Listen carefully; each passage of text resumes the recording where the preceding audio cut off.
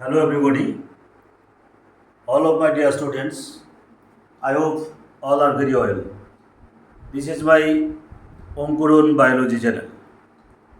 তো আজকে আমরা জীববিদ্যার ক্লাসে দশম শ্রেণীর নিয়ন্ত্রণ ও সমন্বয় সাধন অর্থাৎ কন্ট্রোল অ্যান্ড কোঅর্ডিনেশন এই অধ্যায়ের হরমোন এই অংশটা নিয়ে আজকে আলোচনা করব। তো প্রথমে জানি আমরা হরমোন বলতে কি বোঝায়।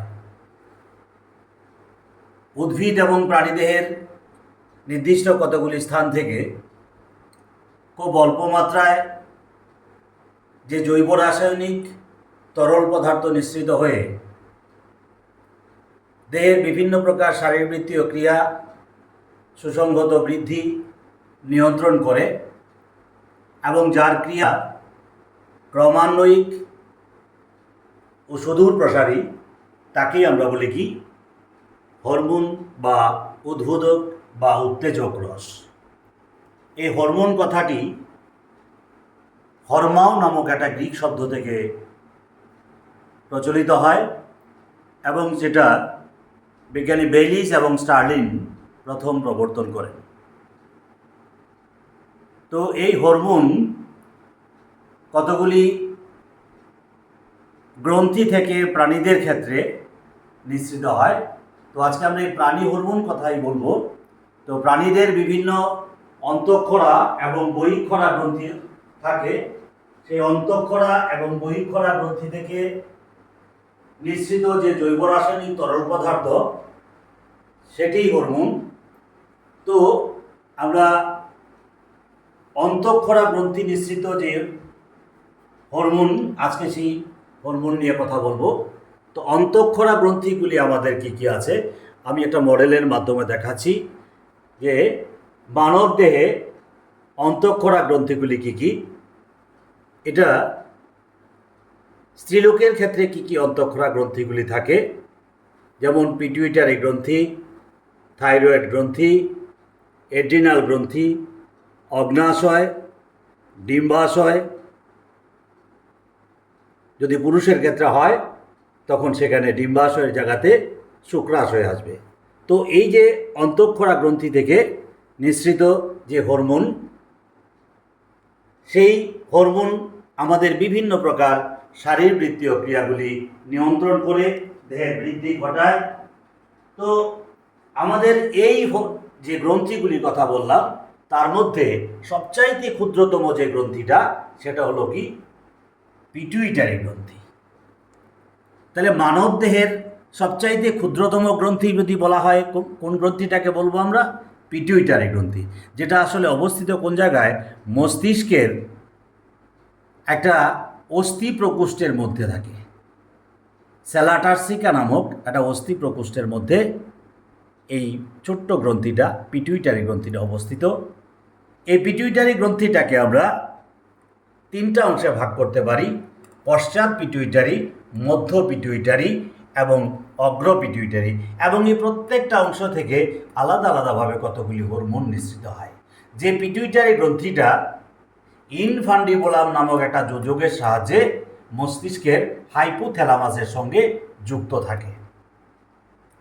তো এই পিটুইটারি গ্রন্থি থেকে পশ্চাৎভাগ, মধ্যভাগ এবং অগ্রভাগ থেকে বিভিন্ন হরমোন নিঃসৃত হয়। এবং এটা বিশেষ ধর্ম কি তার, এই পিটুইটারি গ্রন্থিটাকে আমরা মাস্টার অফ গ্ল্যান্ড বা প্রভু গ্রন্থি বা ঐকতাংশের নেতা বলি। কেন বলা হয় তাকে এরকম?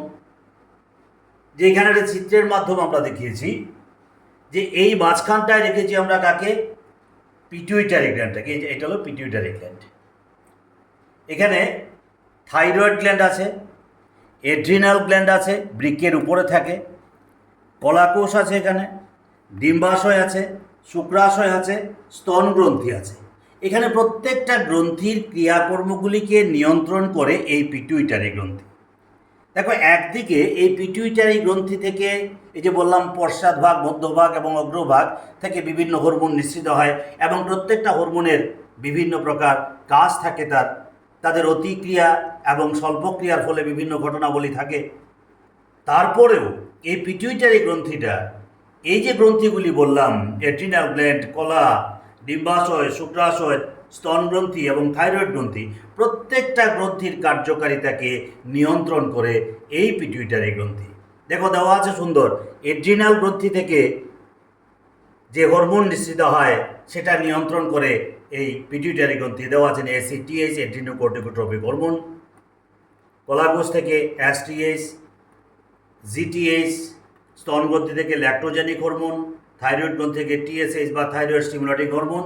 এরকম বিভিন্ন ক্রিয়াগুলিকে নিয়ন্ত্রণ করে পিটুইটারি গ্রন্থি। অর্থাৎ একযোগে পিটুইটারি গ্রন্থি নিজেও কিছু কাজ করে এবং অন্যান্য গ্রন্থিগুলির কার্যকারিতাকে সে নিয়ন্ত্রণ করে। এই কারণে আমরা এই গ্রন্থিটাকে কি বললাম? মাস্টার অফ গ্ল্যান্ড বা প্রভু গ্রন্থি বললাম। তাহলে পিটুইটারি গ্রন্থি, প্রথম বললাম যে পিটুইটারি গ্রন্থিকে সবচাইতে ক্ষুদ্রতম গ্রন্থি বলা হয়। আবার এক্ষণে বললাম কি, এই ক্ষুদ্রতম গ্রন্থিতেই আবার মানব দেহের সবচাইতে গুরুত্বপূর্ণ গ্রন্থি, যেটাকে আমরা মাস্টার অফ গ্ল্যান্ড বলি।